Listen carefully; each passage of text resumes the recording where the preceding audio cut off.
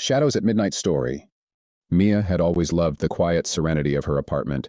Tucked on the outskirts of town, it was her safe haven, until the nights began to feel less safe. It started small, a faint scratching at the window, despite living on the second floor. She brushed it off as tree branches swaying in the wind.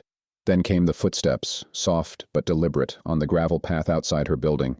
Mia's heart would pound as she peeked through the blinds, but the path was always empty. A week ago, she'd spotted him.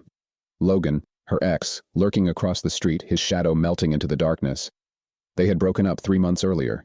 He had seemed calm, almost resigned, when she ended things. But the way he stared at her now, eyes hollow, face unnervingly still, unleashed a chill that wouldn't leave her bones. One night, around 2 a.m., Mia woke to the sound of her phone vibrating. A single text lit up the screen. Nice pajamas. Asterisk. Her breath hitched as she realized she hadn't closed her curtains. She scrambled to the window, her hands trembling as she drew them shut. But the damage was done. She felt his eyes on her even though she couldn't see him. Mia began sleeping with the lights on, barricading her front door with a chair.